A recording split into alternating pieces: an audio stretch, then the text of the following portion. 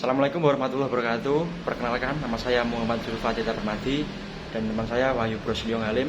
Kami dari Fakultas Hukum kelas H dengan NIM 510 dan 508 Universitas Muhammadiyah Malang.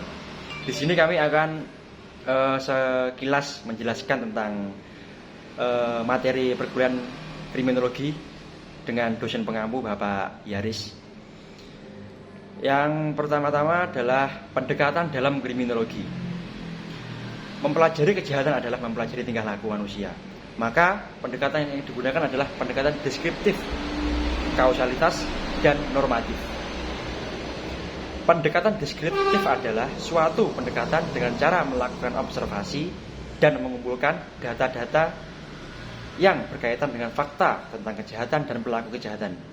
Seperti misalnya bentuk tingkah laku kriminal, bagaimana kejahatan tersebut dilakukan oleh pejabat, frekuensi kejahatan pada waktu dan tempat yang berbeda, ciri-ciri khas dari pelaku kejahatan seperti usia, jenis kelamin, warna rambut, dan perkembangan karir pelaku kejahatan.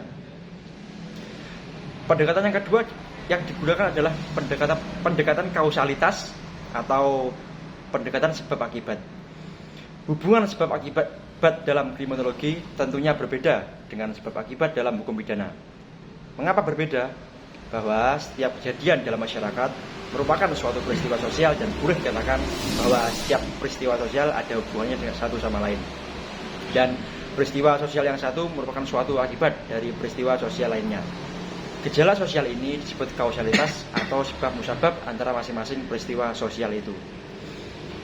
Dalam kriminologi, hubungan sebab akibat setelah hubungan sebab akibat dalam hukum pidana terbukti, artinya apabila hubungan sebab akibat dalam hukum pidana terbukti, maka hubungan sebab akibat dalam kriminologi dapat dicari, yakni dengan mencari jawaban atas pertanyaan.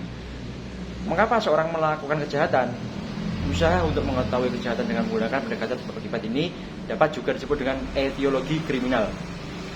Dalam pendekatan normatif, kriminologi dikatakan sebagai ideographic disiplin karena kriminologi mempelajari fakta-fakta sebab akibat dan kemungkinan-kemungkinan dalam kasus yang sifatnya individu.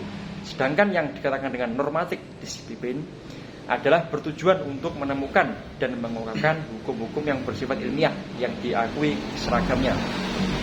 Yang kedua, kriminologi sebuah ilmu. Apakah benar kriminologi adalah sebagai sebuah disiplin ilmu? Di mana letak kriminologi itu? Ilmu hukum, ilmu politik, atau psikologi? Kriminologi ada dalam berbagai bentuk ilmu pengetahuan. Karena sejak awal Topinard memperkenalkan kriminologi, sudah disebut sebagai ilmu. Hal ini diketahui dari asal mula kata logos yang dirunut dari kata kriminologi. Maka dengan demikian kriminologi adalah sebuah ilmu. Apakah semudah itu mengatakan kriminologi sebuah ilmu? Tidak, yang lebih penting ditelusuri jejak langkah mengapa kriminologi disebut sebagai ilmu. Apakah disiplin itu? Disiplin berarti taat, patuh ketaatan atau kepatuhan pada peraturan. Disiplin dalam kata majmuk yaitu disiplin ilmu. Jadi disiplin sering diartikan sebagai disiplin ilmu atau disiplin ilmiah. Dalam kamus bahasa Indonesia yaitu cara pendekatan yang mengikuti ketentuan yang pasti dan konsisten untuk memperoleh ketentuan yang pasti dan konsisten untuk memperoleh pengertian dasar yang menjadi saran studi. Menurut Jojo Diguno 1971, disiplin ilmu adalah uraian atau ajaran yang memberitahukan kepada kita sebagaimana seharusnya segala sesuatu itu. Disiplin adalah ilmu yang menguraikan tentang arah atau pedoman disipliner, yaitu tentang bagaimana kita harus bertindak untuk mendapatkan manfaat tentang yang menjadi sasaran studi. Pada umumnya, kalangan ilmiah berpendapat bahwa sifat-sifat dasar pembenar, sistematis, dan subjektif. Suatu pengetahuan untuk dapat digolongkan ke dalam ilmu atau pengetahuan ilmiah dasar pembenaran atau dasar ini mengharuskan sebuah cara kerja ilmiah diarahkan untuk memperoleh derajat kepastian yang setinggi mungkin pada pengetahuan yang dihasilkan.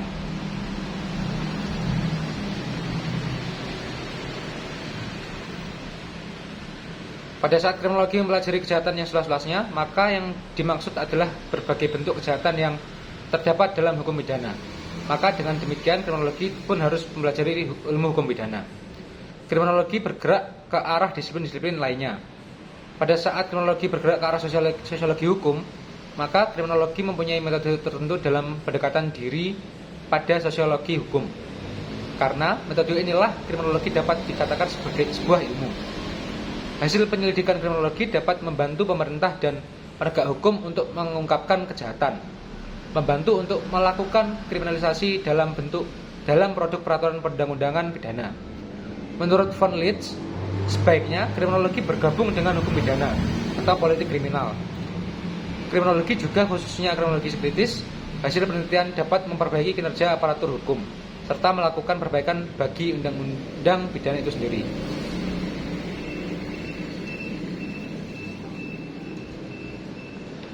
Perkembangan kriminologi dalam sebuah aliran. Yang pertama adalah aliran klasik. Mazhab klasik muncul pada abad ke-18 yang dipelopori oleh Kaisar Basiria.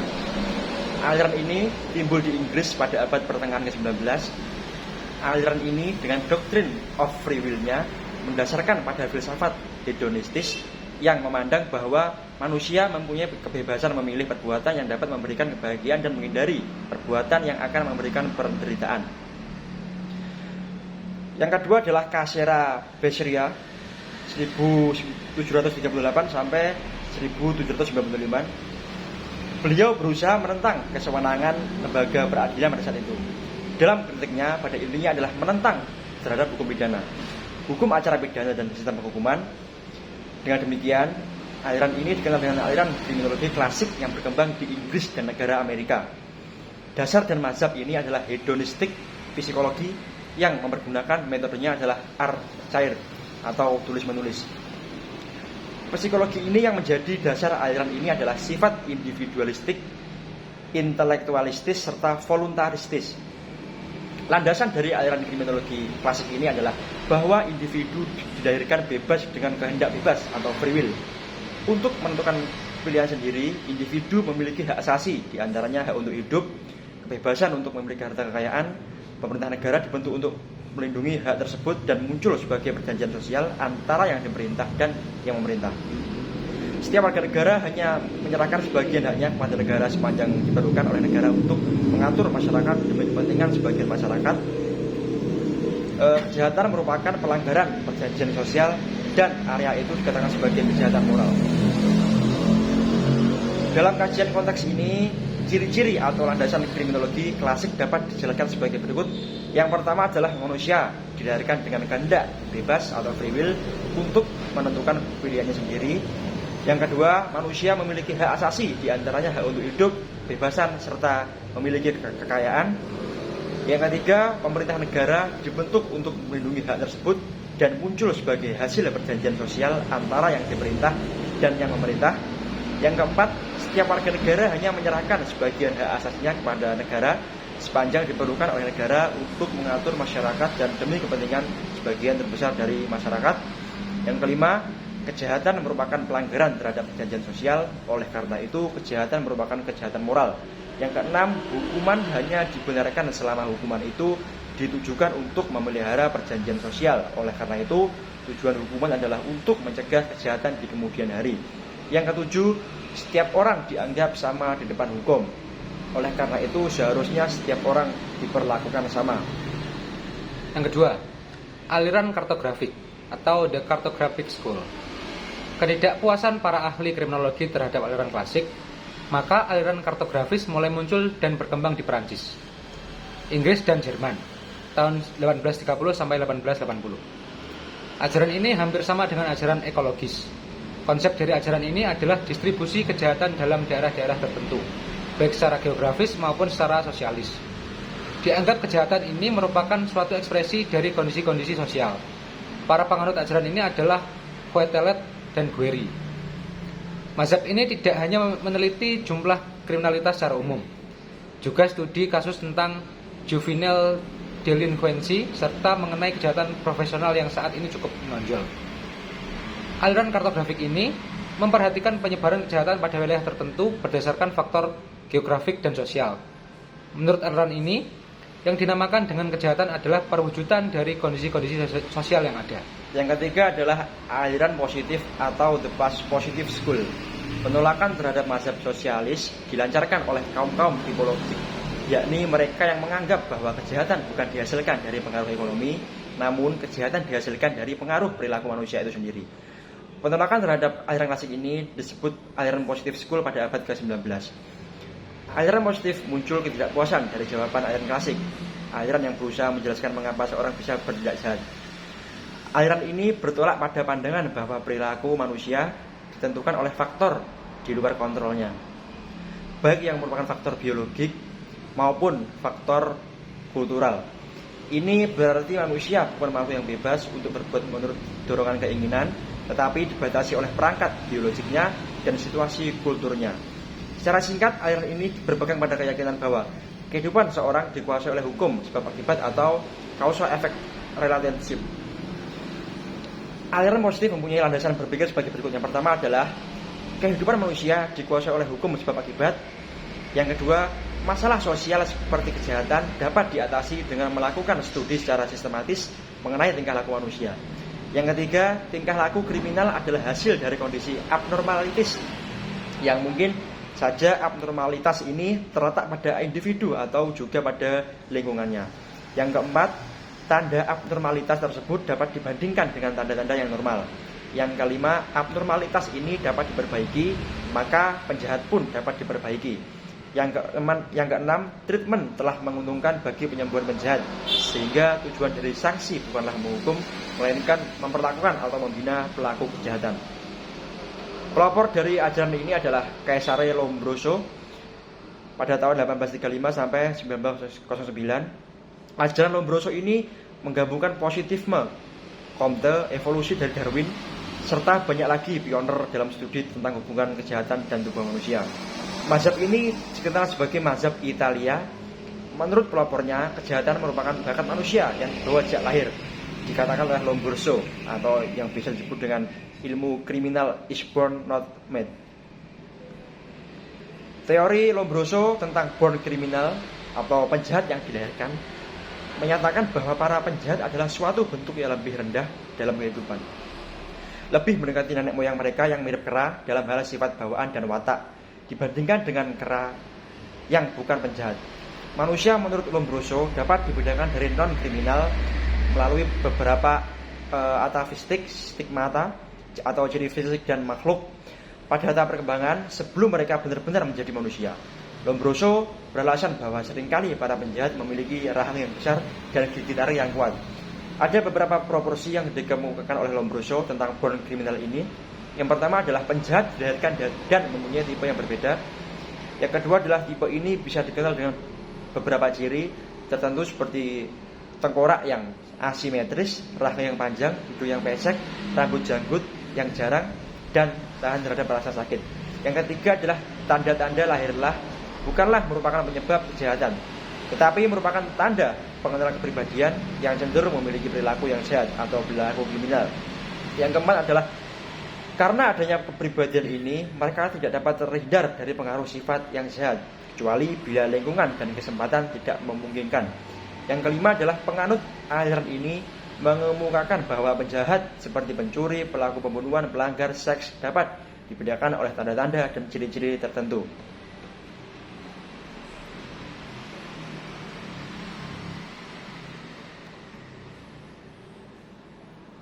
Tinjauan umum tindak pidana dalam perspektif kriminologi. Teori dan pendekatan dalam kriminologi.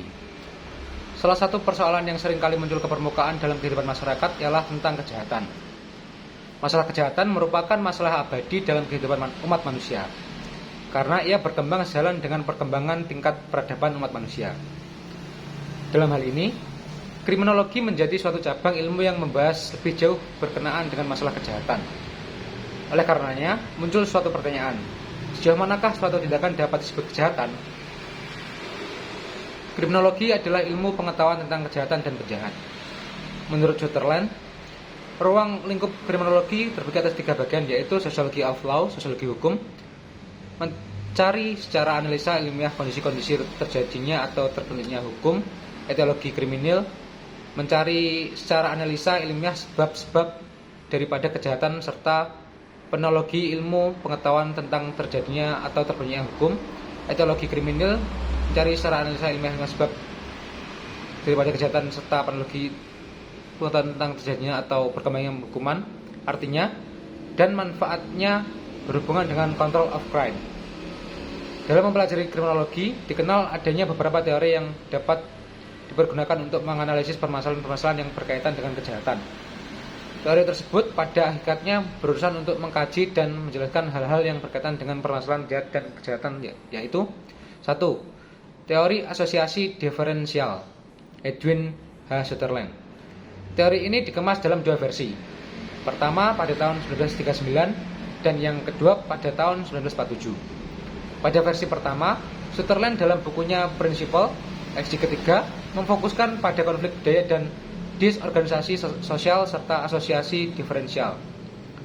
Pengertian asosiasi diferensial oleh Sutherland dimaksud bahwa tidak berarti bahwa hanya kelompok pergaulan dengan penjahat akan menyebabkan perilaku kriminal, tetapi yang terpenting adalah dua sisi dari proses komunikasi dengan orang lain.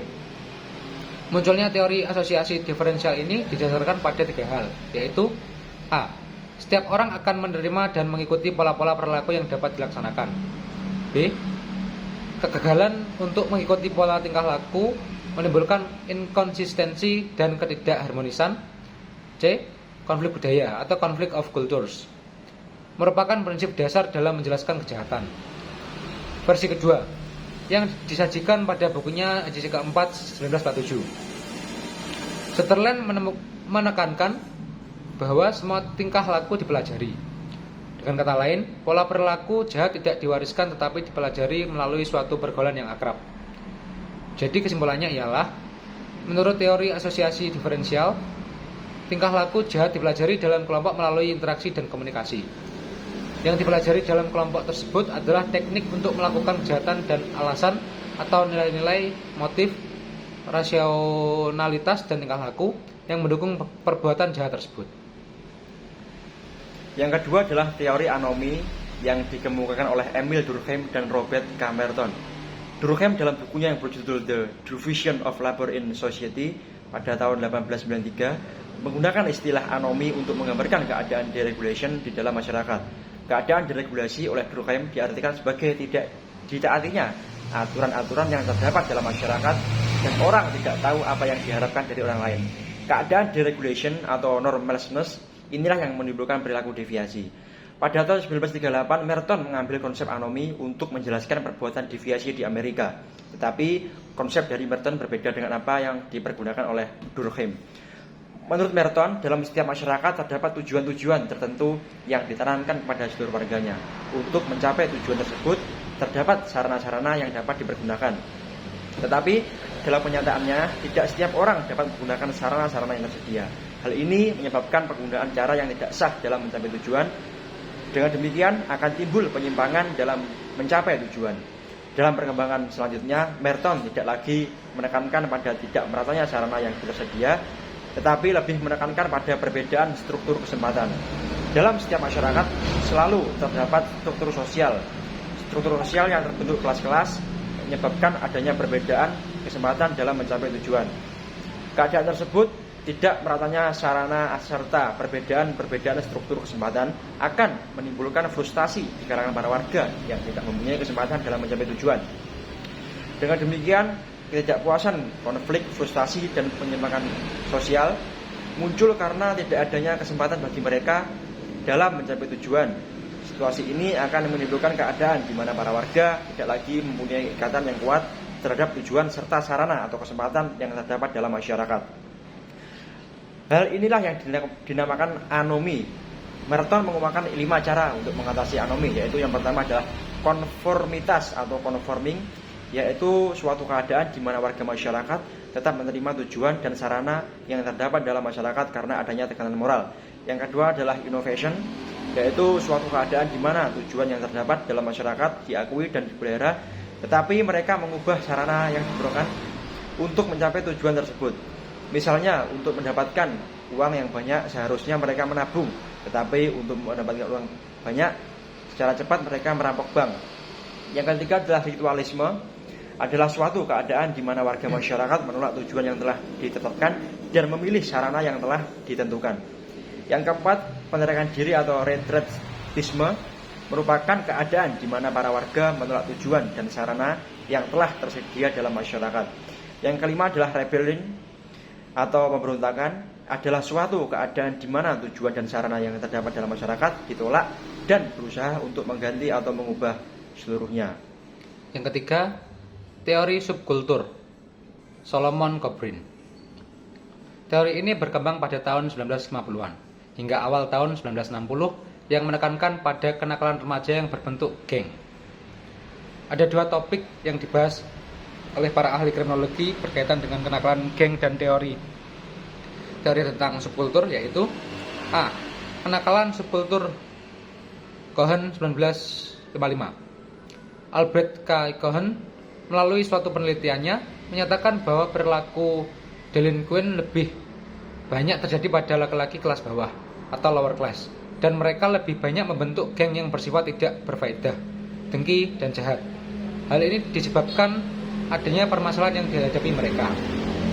B. Teori perbedaan kesempatan, Cloward dan Ohlin 1959. Cloward dan Ohlin menulis bahwa terdapat lebih dari satu cara bagi remaja untuk mencapai aspirasinya. Pada masyarakat urban yang merupakan wilayah kelas bawah, terdapat berbagai kesempatan sah yang dapat menimbulkan berbagai kesempatan. Dengan demikian, kedudukan masyarakat menentukan kemampuan untuk berpartisipasi dalam mencapai sukses, baik melalui kesempatan konvensional maupun kriminal. 4. Teori label, Howard S. Baker dan Edwin Lemert. Teori ini lahir pada tahun 1960-an. Pendekatan teori labeling dapat dibedakan dalam dua bagian. A. Persoalan tentang bagaimana dan mengapa seseorang memperoleh cap atau label. B. Efek labeling terhadap penyimpangan tingkah laku berikutnya.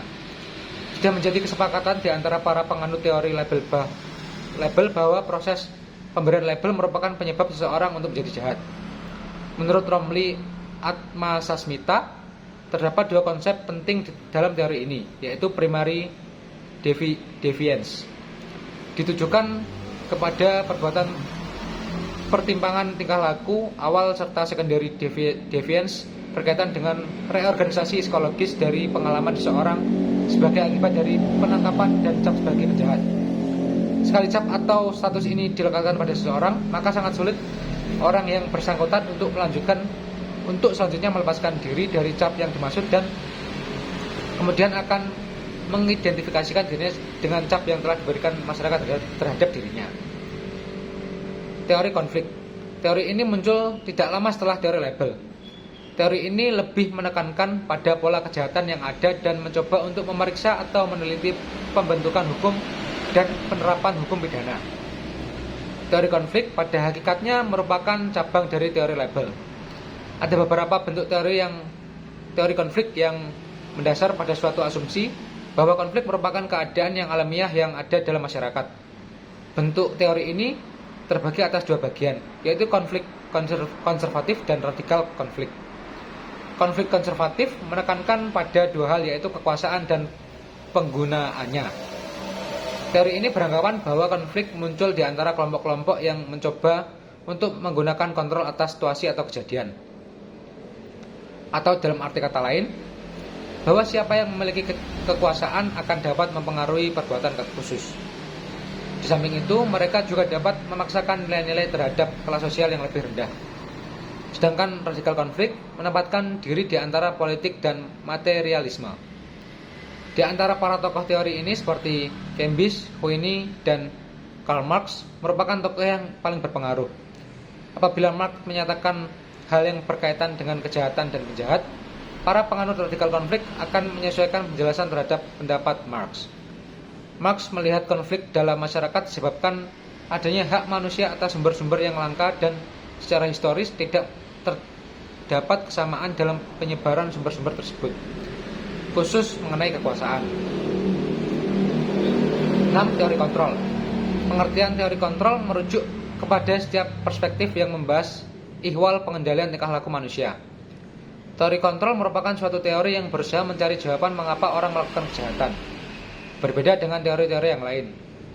Teori kontrol tidak lagi mempertanyakan mengapa orang melakukan kejahatan, tetapi mengubah pertanyaan tersebut menjadi mengapa tidak semua orang melanggar hukum atau mengapa orang taat pada hukum. Ditinjau dari sosiologi, kejahatan merupakan suatu persoalan yang paling serius atau penting dalam hal timbulnya disorganisasi sosial. Karena penjahat-penjahat itu sebenarnya melakukan perbuatan-perbuatan yang mengancam dasar-dasar dari pemerintahan, hukum, ketertiban, dan kesejahteraan umum. Adapun unsur kejahatan meliputi yang pertama adalah harus ada sesuatu di perbuatan manusia berdasarkan hukum pidana positif yang berlaku di Indonesia yang dapat dijadikan subjek hukum hanyalah manusia. Demikian pula badan hukum. Badan hukum dapat melakukan perbuatan hukum dan dapat karena hukum pidana. Hal ini sesuai dengan sifat hukum pidana kita yang bersandar pada ajaran mengharuskan adanya unsur dosa. Yang kedua adalah perbuatan itu harus sesuai dengan apa yang dirumuskan dalam ketentuan pidana. Untuk hal ini perlu diselidiki apakah unsur yang dimuat dalam ketentuan hukum itu terdapat dalam perbuatan. Yang ketiga adalah harus terbukti adanya dosa pada orang yang berbuat. Untuk dapat dikatakan seseorang berdosa diperlukan adanya kesadaran pertanggungjawaban, adanya hubungan pengaruh dari keadaan jiwa orang atas perbuatannya, kehampaan alasan yang dapat melepaskan diri dari pertanggungjawaban. Yang keempat adalah perbuatan itu harus berlawanan dengan hukum secara formal. Perbuatan yang terlarang itu berlawanan dengan perintah undang-undang, itulah perbuatan melawan hukum. Yang kelima, terhadap perbuatan itu harus bersedia ancaman hukuman di dalam undang-undang. Tidak boleh suatu perbuatan pidana kalau perbuatan pidananya tersebut belum diatur oleh undang-undang. Adapun selain teori yang dikemukakan di atas, Herman Mannheim mengungkapkan bahwa terdapat 3 pendekatan yang dapat dilakukan dalam mempelajari masalah kejahatan, yaitu yang pertama adalah pendekatan deskriptif.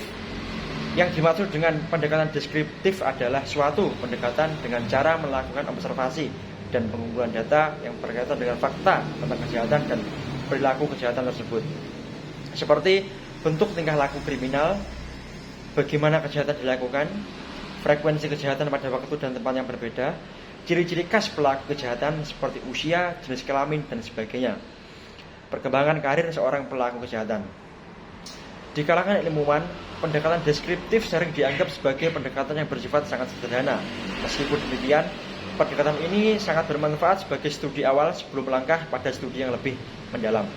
Herman Mannheim menegaskan adanya beberapa syarat yang harus dipenuhi bila menggunakan pendekatan deskriptif, yaitu yang pertama adalah pengumpulan data atau fakta tidak dapat dilakukan secara random. Oleh karena itu, fakta yang diperoleh harus dilakukan secara selektif. Yang kedua adalah harus dilakukan penafsiran, evaluasi, dan memberikan pengertian secara umum terhadap fakta yang diperoleh. Tanpa dilakukan penafsiran, evaluasi, dan memberi pengertian secara umum, maka fakta tersebut tidak akan mempunyai arti. Yang kedua adalah pendekatan sebab akibat. Di samping pendekatan deskriptif, pemahaman terhadap kejahatan dapat dilakukan melalui pendekatan sebab akibat. Hal ini berarti fakta yang terdapat dalam masyarakat dapat ditafsirkan untuk mengetahui sebab musabab kejahatan, baik dalam kasus yang bersifat individual maupun yang bersifat umum. Hubungan sebab akibat dalam kriminologi berbeda dengan hubungan sebab akibat yang terdapat dalam hukum pidana. Dalam hukum pidana, agar suatu perkara dapat dilakukan penuntutan harus dapat dibuktikan adanya hubungan sebab akibat antara suatu perbuatan dengan akibat yang dilarang. Berbeda dengan hubungan sebab akibat dalam hukum pidana, dalam kriminologi hubungan sebab akibat dicari setelah hubungan sebab akibat dalam hukum pidana terbukti. Untuk lebih jelasnya, apabila hubungan kasual dalam hukum pidana telah diketahui, maka hubungan sebab akibat dalam kriminologi dapat dicari, yaitu dengan mencari jawaban atas pertanyaan, mengapa orang tersebut melakukan kejahatan. Usaha untuk mengetahui kejahatan dengan menggunakan pendekatan sebab akibat ini dikatakan sebagai etiologi kriminal atau etiology of crime. Yang ketiga, pendekatan secara normatif. Kriminologi dapat dikatakan sebagai ideografik disiplin dan nomotetik disiplin. Dikatakan sebagai ideografik disiplin karena kriminologi mempelajari fakta-fakta, sebab-sebab, dan kemungkinan-kemungkinan dalam kasus yang bersifat individual. Sedangkan yang dimaksud dengan nomotetik disiplin, A. Teori kronologi penyebab kejahatan. Menurut Bonger, dikutip oleh Abintoro Prakoso, kriminologi adalah ilmu pengetahuan yang bertujuan untuk menyelidiki gejala kejahatan seluas-luasnya, atau kriminologi teoritis atau murni. Wolfgang, dikutip dari Wahyu Muljono, membagi kriminologi sebagai perbuatan yang disebut sebagai kejahatan, pelaku kejahatan, dan reaksi yang ditunjukkan baik terhadap perbuatan maupun terhadap pelakunya. Sedangkan etiologi kriminal atau kriminal etiologi adalah ilmu yang menyelidiki atau membahas asal-usul atau sebab musabab kejahatan.